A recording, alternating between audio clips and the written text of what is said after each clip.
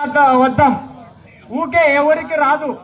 ఎవరో మన కోసం వచ్చిన రాజ్యాంగాన్ని తొక్కి పడేసినాడు ఒక మాజీ ఎమ్మెల్యే అయినటువంటి పెద్దలు. ఆ పెద్దలు రేపు వచ్చినప్పుడు ఎదురుగా నిలదీద్దాం. ఊకే ఎవరు ఇయ్యరు. మాకి వచ్చిన మండ ఎడమ చేత్తో ఇచ్చి కుడి చేత్తో లాక్కున్నాడు ఒక పెద్ద ఆయన. అటువంటి వాళ్ళు ఈ రోజు మన పెద్దవాడాన్ని నిందిస్తున్నారు.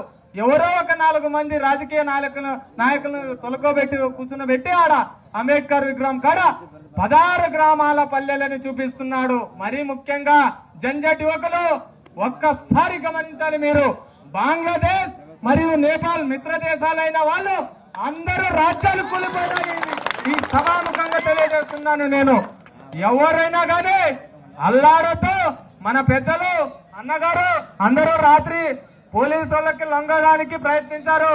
మీరు లొంగితే లొంగండి, మేము యువకులను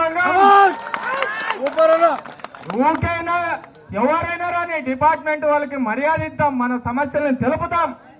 కలెక్టర్ మేడం రావాలా అనుకుంటే చంద్రబాబు నాయుడు సార్ అయినా ఇంటికి రావాలా, లేకపోతే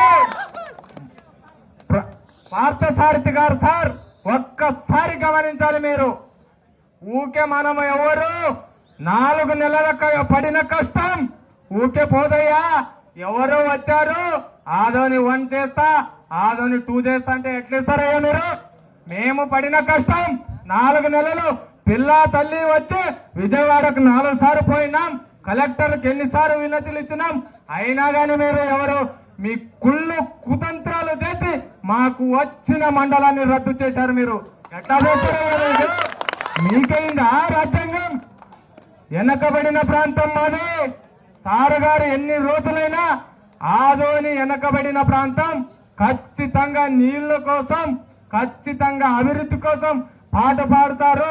ఆయన వెనక గ్రామ ప్రజలు అందరూ తోడుండాలా.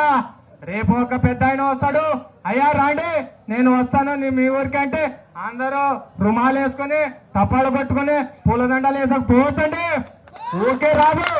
ఈ రోజు మీకు సభాముఖంగా చెప్తున్నాను, ఎవరు భయపడొద్దండి. మనము లేనిదే వాళ్ళు లేరు, మన నుంచి వాళ్ళు ఉన్నారు తప్ప వాళ్ళ నుంచి మనం లేం. ముఖ్యంగా గుర్తుపెట్టుకోండి, ప్రజాప్రభుత్వం ఇదే. ప్రజల నుంచి ప్రభుత్వం ఉంది తప్ప ప్రభుత్వం నుంచి ప్రజలు లేరు. నేను ఈ సభాముఖంగా అందరికీ పెద్దలకి వినయంతో నమస్తే.